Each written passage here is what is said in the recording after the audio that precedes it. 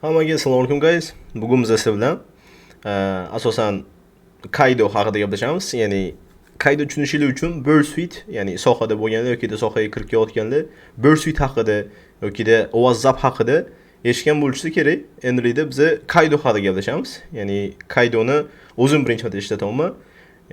Ancha ko'p insonlar aynan Kaidoni tavsiya qilishayotgani uchun, etishgani uchun ham aynan sizlar bilan ham bo'lishishga harakat qilaman. Demak, asosan nima? Kaido nimaga kerak bo'ladi bizga? Asosan web hujumlariga kerak bo'ladi. Ya'ni xuddi Bursuit va Zapni o'rnini bosuvchi deb aytsam, xato qilmayman. Sababi nimaga? Kaidoni o'zini ofitsialniy saytida aytib qo'ygan, Kaido bu Bursuitdan yuqoriroq. Ya'ni kelinglar bu narsani men tilda emas, spot bilan ko'rsatganim yaxshiroq. Kaidoga kelamiz. Kaidoni default page bor. Aytib qo'yib, videomiz prям uzun bo'lishi ehtimoli kam. Lekin iloji boricha harakat qilaman Kaidoni yaxshiligini va nima uchun biz sekinlik bilan Kaidoga o'tishimiz haqida ayting. Kaidoni agarda YouTube'da ham English auditoriyada yoki rus tilida ham bo'lsa kerak, rus auditoriyadan bitta yozib ko'radigan bo'lsanglar, qiziq ular ham qilib chiqishgan. Bunaqa kontentdan 10 ta emas, balkim 100 dan oshiqroq kontentlar bor aynan Kaido haqida. Xo'p, aytadigan narsam nima? Kaido Bursuit Academy'ga o'xshagan narsani birinchi galda masalan akademiya haqida gaplashaylik ozgina. Bular ham, ya'ni Bursuit o'zining akademiyasi bor, Portsfigurni o'zini mahsulotini laboratoriya shaklida, ya'ni real ssenariyga o'xshatib turib, laboratoriya qilib chiqishgan. Ya'ni laboratoriya tushunishlik uchun, o'zi mashq qilish uchun, ya'ni praktika qilish uchun kerakli bo'lgan narsalarimiz hisoblanadi kiberxavfsizlikda. Va hozir qizuv narsalardan Kaido ham bu narsani qilib chiqyapti. Kaidoda qanaqa laboratoriyalar ko'p emas yoki Kaidoda hali juda ham katta aynan Portsfigurdagi opiti yo'qdir. Aynan laboratoriya qilishlar bo'yicha qiziq qilishyapti. Ya'ni qilishyapti, bu narsaga faqatgina olqishlash kerak. Xo'p. Kelinglar, birinchi galda mana shu learning qismini ko'ramiz. Learningni ustiga bosib qo'ydim. Okay, bu tursin Hacking Hub degan ekan. Kaido aytayapti, a lightweight web security auditing toolkit. Ya'ni Bursuitdagi og'irmasligini sirazu hozirdan o'zidan tushunishingiz mumkin. Bursuitdagi og'irmasligi haqida gapiryapti bizga. Va aytayapti, Kaido aims to help security professionals and enthusiasts audit web applications with efficiency and ease. Osonlik bilan va efficient bilan, ya'ni effektivniy tarzda, o'zbekchasiga bilmayman, yaxshiroq tarzda aynan web application bilan ishlashni aytayapti ekan. Ya'ni bizga Kaido shu narsani olib beryapti. Bitta gap bilan aytadigan bo'lsak, ko'rayotgan bo'lsangiz, Kaido Bursuitdan chiroyliroq. Ya'ni Kaido rostdan chiroyliroq qilishgan, ya'ni UI ga qarashgan, user interface ga va odamga yoqimli, qizig'i juda ham oddiy. Ya'ni oldindagi, masalan, Bursuitni ochadigan bo'lsanglar, birinchi kirgan odam nima bu deydi? Nima kerak menga shuncha narsa deb o'ylaydi. Lekin har bittasi muhim. Kaidoda lekin bu narsalar ancha osonlashtirilgan. Ya'ni user interface ga qaralgan demoqchiman. Bundan tashqari download qismi bor, dokument qismlari bor. Download qismiga hozircha o'tmay turamiz. Kelinglar, sal landing page ni ko'rib chiqamiz nimalar borligini. Xo'p, how do you want to use Kaido? Xo'p, pentester sifatida deyapti. Security leaders va bug bounty hunters. Bug bounty mana o'zim ham sekin-sekin kiryapman. Esladi bo'ling, Sensecni, ya'ni bizani jamoamizdan bittasi hozirda Tomorrow platformasida, ya'ni bug hunting platformasida birinchida, ya'ni sezon bo'yicha birinchida turibdi. Va bu faqatgina motivatsiya aynan O'zbekistonda ham ancha bug hunting rivojlantirish va nafaqat Tomorrow ham, balkim boshqa qismlarda ham chiqishga harakat qilamiz va sizlarga tavsiya qilardim. Va Kaido shu narsani aytayapti. Pentesterlarga, security leaderlarga va bug bounty hunterlarga. Pentesterlarni уже ya'ni allaqachon bilgan bo'lsanglar kerak kimligini, aynan audit qiladigan insonlar, ya'ni pentest qiladigan insonlar, keyingisi security leaderlar, aynan jamoani boshqaradigan insonlar deylik va bug bounty hunterlar, ya'ni zaiflikni topadigan va zaifligiga yarasha unga bounty, ya'ni shirinlik deylik, bounty bilmaslar kerak. Xuddi bug bounty ham aynan xuddi zaiflik topasizlar, masanga bounty, ya'ni shirinlik degandek qilishadi. Qiziq narsalaridan qaranglar. Trusted by 6000 plus hackers every month. Ya'ni 6000 dan ziyod user bor. Ya'ni men hozir nimaga bu narsani taqaman? Buni pricing degan qismi bor. pricing degan qismida biza ko'rib chiqamiz aynan nimaga 6000 taligini sotganligini. Ya'ni har oylik userlar mavjud. Aytdi Reinvent is a Hackers Toolkit. Ya'ni har xil narsalar qo'yilgan bu yerda. Va aytdi Get started with Kaido today. Keling download qismiga o'taylik. Download qilish qiyin emas. Ko'rayotgan bo'lsanglar macOS, Windows va Linux uchun bor. Desktop app va CLI qismi bor. Desktop app qismida, ya'ni men o'zim sevadigan Linux, ya'ni Arch, ya'ni Arch 64 dagi va bundan tashqari 86 va 64 dagi. Ya'ni bu biza asosan ishlatadiganimiz 32 bilan 64 bitli. Menimcha hozirda hammaning laptoplari 64 bitlikni ko'taradi. Agar sizlarning 32 ko'taradigan bo'lsa, bemalol 32 da muammo bo'lmaydi. Xo'p, endi agar desktop app, ya'ni mana bunaqa chiroyli user interfeyslari bilan kerak bo'ladigan bo'lsa, obviously bizga shu narsa kerak bo'ladi. CLI shart emas. Xo'p, men Linuxni ustiga bosaman, ya'ni shuni download qilaman ekan. Okay, download prosessi ketadi. Ko'rayotgan bo'lsanglar ketdi prosessi. Endilikda biza download qismi ketaversin. Endi Windowsda va macOSdan xuddi shunday ketadi. Windows exe varianti keladi. Sizlar uni o'sha install qilib next qo'yishingiz kerak. macOSda muammo emas. Ko'rayotgan bo'lsanglar Intel chip bilan M chipdagi ham allaqachon bor ekan. Keyingisi, xo'p, Linux, Windows, macOSlarni download qismini ko'rib chiqdik. Kelinglar endi, ya'ni ko'pincha insondagi qiziq bo'lgan narsa bu aynan narx. To'xtaylik, sal bo'lsa ham qiymatni tushuntirib keting. Nimaga bu narxiga yopishmaymiz? Hozirda qiymatni tushuntirib ketaman sizlarga. Xo'p, compare qilib ko'ramiz Bursuit bilan. Bursuit tushunishlik uchun bu ancha yildan beri bozorda bor va ancha yildan beri даже konkurentlari men chiqaman deganlari yo'q edi, lekin Kaido chiqdi va ko'rishinglar uchun Kaidoni birinchi galda proyekt management bo'yicha aytdi, agarda sizlar bitta proyektinglar bo'ladigan bo'lsa, proyektdan chiqib ketadigan taqdiringlarda ham u oyna yopilmaydi. Ya'ni ikkinchi proyektga o'tib olishinglar muammo bo'lmaydi. Keyingi zo'r qismlardan bu intuitive filtering. Ya'ni filtr qilib borishinglar mumkin requestlarni, ya'ni historydan.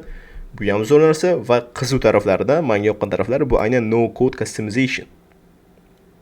Ya'ni sizlar attack surface'larni, ya'ni hujum qiladigan qisminglarni o'zingizlar uchun grafik qilib ketsanglar bo'ladi. Ya'ni men buni hujum qilaman, bu endpointda bu qilib ketishinglar mumkin ekan. Bu ham sizlarga ustuvorlikni beradi. Bursuitdan ko'ra. Keling endi aniq tinig'ini ko'ramiz, nima Bursuitdan ajratadi ekan. Xo'p, plugin development, ya'ni plugin yozishinglar mumkin ekan. Made simple dot. Quick comparison guide. Qaranglar. Kaido va Bursuit. Kaido'imizda tekin va shunchaga yaqin bizga ustuvorlik beradi. Va qiziq taraflaridan bu yiliga atiga $200. Ya'ni atiga deyotganim yiliga ketadi. Примерно summada o'sha 2300 ga yaqin ketadi. No, lekin sizlarga ancha foydali narsani beradi. Ya'ni basic va pro variantlaridan. Endi bu qismiga qaranglar. Community qismida tekin va Bursuitni ustidan qurgandan keyin faqatgina unlimited installations. Ya'ni unlimited installations degani, ya'ni qayta o'tkazishinglar mumkinligi haqida gapiradi. Va keyingisi professionalda, ya'ni professionalda $475. Hozir $499, ya'ni $500 ga yaqin. Endi bu qimmatroq. Kimga qanaqa? No, $500 agar oddiy aholiga yetadigan bo'lsa, aynan pentest teamida shug'ullanish uchun da stoyt emas. Kaido turgan paytda. Va aytdi unrestricted automation. Avtomatik tarzda ya'ni avtomatik tarzda tarifda berib qo'yishinglar pentest kod tipi pentestni bu faqatgina yoqilgan. Ya'ni ustidan kulgandek narsa qilingan. Bu narsa rostdan ham shunaqa va ko'plab bizga imkoniyatlarni taqdim qilyapti. Endi narxini aytib qo'ygandirman, yilini. Kelinglar oylik planini ko'ramiz. Nimaga shuncha narsasi bor va endilikda narxiga arziydimi degan savol bor. Kelinglar pricing qismiga o'taylik. Pricing qismida bitta narsa aytib ketaman. Zo'r narsalardan sizlar akkaunt yaratib borishinglar mumkin. Akkaunt yaratib turib, o'sha yerda proyektinglarni saqlab borishinglar mumkin. Sizlarga alohida storage beriladi. Cloud-dagi narsa, ya'ni backup qilishinglar mumkin. Muammo emas. Kelinglar basicni ko'ramiz, qanaqaligini, ya'ni ikkita proyektgacha ko'tarishinglar mumkinligi, filtrlar, pluginlar, workflowlar bor ekan va masalan individual, ya'ni oddiy insonlardagi for independent security researchers, ya'ni bug hunting bilan shug'ullanuvchi insonlar oylik planni ko'radigan bo'lsanglar, ya'ni bu yerda annually, ya'ni yillik plan edi. Bu yerda oylik planda $20 ga sizlar hozirda shu narsalarni olasizlar. Va bundan tashqari AI assistant, ya'ni hozirda web hujumlarida bizga kerakli, ya'ni must have bo'lgan, biz uchun bir yoqilg'i vazifasini bajarib beradigan va yordamchimiz bo'lgan AI assistant bor. Ya'ni sizlar bemalol o'tda API ni tiqib qo'yishingiz mumkin, bemalol muammosiz ishlataverasizlar. Endi bu yerda ko'rayotganingizdek team bor, enterprise'lar bor. Endi enterprise asosan kompaniyalarga va team esa o'sha jamoalarga 5 tadan 10 tagacha odam bo'lishi mumkin. Aytadi for pen testers and security teams. $30 ga. Monthly for user deyapti. Adashmay aytgan bo'lsam, va everything individual plus shunchaga yaqin support qotdi ekan. Bundle ham bor ekan, ko'rayotgan bo'lsanglar, kimgadir oilalar degan bo'lsa yoki menga gift qilishingiz mumkin. Yillik plani примерно $200 ga. Esga tushib ketdim.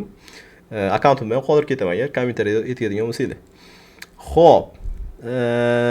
Demak, ko'rdinglar, ozgina bo'lsa ham Kaido haqida gaplashdik. Kelinglar, o'zi Kaidoni ko'ramiz. Kaido haligini install qilindi menda. Download so'tigaman, download qismiga va shu yerda aytamiz, o'zingizlar Kaidoni ko'radigan bo'lsak, ko'radigan bo'lsanglar Kaidoimiz bor. Okay, sudo bilan foydalansizlar. Agar install qilmoqchi bo'lgan bo'lsanglar, endi deb package bo'lganligi hisobiga deb package bilan, ya'ni deb package installer deyiladi bu. -i bilan install qilasizlar. -i install degani va o'sha Kaidoni berishingiz mumkin bo'ldi. Debni berasizlar, tamom. Enter bosishinglar bilan o'sha bir muncha vaqtdan keyin o'tib bo'ladi va muammosiz Kali'ni o'zidan yoki boshqa tizimlarda search qilib borishingiz mumkin. Kaido qilib boradigan bo'lsanglar, sizlarga Kaidoni shunaqa tarzda ochib beradi. Ajoyib taraflaridan Kaido'ning dizayni va osonligi. Local instance'ni start qilishinglar kerak. Ya'ni sizlarda o'zi proxy ochiladi 8080 portda. Bu ham Burst'dan, WhatsApp'dan defaultni tarzda 8080 ochiladi. Xohlasanglar, agarda keyinchalik agar Kaido qolgan bo'lsa 81, 82 dagi tiqib qo'ysanglar bo'ladi. Endi new instance qilmaymiz, chunki 8080 menda hozirda bo'sh, ko'rayotgan bo'lsangiz Burst bilan zapda yo'q. Start ustiga bosaman va endi boshlan. Aytadi welcome to Kaido, you must be logged to access the Kaido instance. Qarang, login qilsanglar bo'ladi akkauntinglar bilan va mehmon sifatida kirsanglar bo'ladi. Kelib, men mehmon sifatida kiraman. Okay. Mana sizlarga chiroyli bo'lgan Kaido applicationimiz. Web pen test uchun biza bemalol endilikda Kaidodan foydalansak bo'ladi. Bizaga hech qanaqa bir yo'q, cheklov yo'q. Tekin variant ishlatadigan bo'lsa ham biza bemalol ishlatishimiz mumkin. Burstga o'xshagan narsa emas. Va ozgina overview berib ketaman bu haqida ham. Workspace'lardan birinchi kela proyekt yasab olishingiz kerak bo'ladi. Create a project qilasizlar. Name'ga masalan test degan proyekt yaratdinglar. Create qilindi. Test degan. Endi menda guest sifatida bo'lganligim hisobiga ham va akkauntim bo'lmaganiga faqatgina bitta proyekt yaratildi. Agarda login qiladigan bo'lsangiz, tekin varianti 2 tagacha bo'ladi. Tushundinglar? 2 tagacha bo'lsa degan примерно 2 taga yaqin, ya'ni proyekt yasasanglar bo'ladi. Bu sizlarga yetadi. Sababi bitta masalan targetinglarga, ya'ni bitta target berilgan bo'lsa, bitta targetni o'zida proyekt sifatida bo'lishib yurishingiz mumkin. Muammo bo'lmaydi. Yokida 2-3 ta akkauntlar yaratishingiz mumkin. Bu ham bitta variantlardan, tavsiya etilmaydi. Xo'p, proyektni shunaqa tarzda yaratib olasizlar. Buni ham default tarzda brauzeri Chromium, ya'ni Burst'da ham shunaqa. Zapda Firefox edi. Ustiga bosasizlar va sizlarga Chromium ochib beradi. Launch qilasizlar. Ko'rayotgan bo'lsanglar, o'sha Chromium proxisi o'zining proxisida ishlaydi. Zo'r taraflaridan qaranglar, hammasi bu yerda aytilgan. Ya'ni oddiy, tushunarli tarzda. Sitemap qismimizda scope'larimiz, ya'ni o'zimizning scope'imizni qatligacha bora olishimiz haqida filtrlar, haligina bu narsani maqtab ketdi o'zi. Intercept qilishimizni, ya'ni so'rovlarni ushlab olishimizni, yuborishimizni, ishlashimizni, HTTP history ko'rayotgan bo'lsanglar, qatliga borganimiz hammasi saqlanib boradi agar proxyda bo'ladigan bo'lsa. WS history, match and replace qismlari bor. Bu ham zo'r taraflardan bizga. Testing qismida endi bu yoqda o'sha repeaterga yuborishimiz, endi sal qismi bor bu yerda, aynan repeater degan qism replay qismiga almashtirilgan. Ko'rayotgan bo'lsanglar, avtomatik tarzi ham bor. Bu ham zo'r taraflaridan. Burst'da esa bu narsa pullik edi. Xo'p, assistant qismlaridan. Menda Grant Access turibdi. E'tibor bermaydi, sababi birinchi galda menda akkaunt yo'q va bunga pro kerak bo'ladi, sababi AI ni ulab qo'yishingiz uchun. Agarda if you have money, ya'ni pul bo'ladigan bo'lsa, go on, AI ulanglar va API ni olganlardan keyin bosinglar. Sizlarga kerak bo'ladi assistant, ya'ni AI assistant. environmentni xolisida o'zingiz ichiga yasab olsangiz bo'ladi. Environmentlarni login qismini hozirchalik bizga shart emas.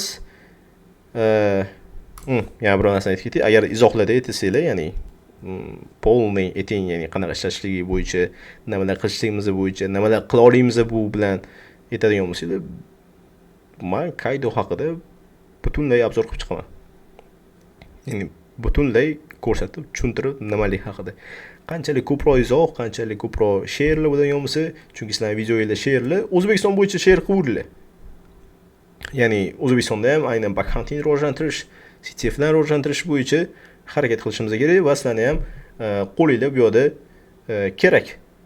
Sizlar ham bizga yordam berishingiz kerak bo'ladi aynan shu bo'yicha. Aytadiganlarim shu, introduction bo'ldi. Kaydo haqida aytib ketdim. Sizlarga ustuvorlik taraflarini ozgina bo'lsa ham ko'rsatdim.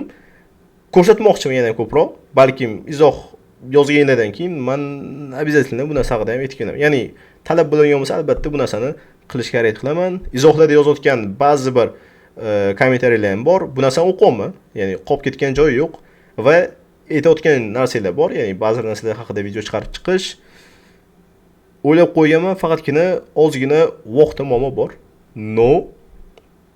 Albatta vaqt bo'lishi bilan sizlar xohlagan narsalarni men ham tezroq chiqarib berishga harakat qilaman. Videolar sifati bo'yicha ko'rayotgan bo'lsangiz, videoda sal bo'lsa ham yaxshilanishga harakat qilyapti. Ya'ni super qiladigan insonlar chiqyapti, yaxshi insonlar. Ya'ni rahmat deymiz va xursandmiz. Ya'ni videolar sifatiga harakat qilaman qarashga, ya'ni tasavvur qiling, sizlarga shunaqa tarzda qilinadi videolar. Asosan OBS yoqaman, bo'ldi. Video yoqiladi, tamom. Ketadi va YouTube'ga qo'yiladi. Montaj qilishga harakat qilaman, ovozdan to'g'rilashga harakat qilaman va yetadi menimcha. Aynan kiberxavfsizlik qanaqadir dum degan montaj shart emas. O'zim ham montajyor emasman. Shunaqa gaplar. Iloji boricha sifatni yetkazishga harakat qilaman bundan keyin ham. Hammaga rahmat. Keyingisida ko'rishguncha hammaga xayr.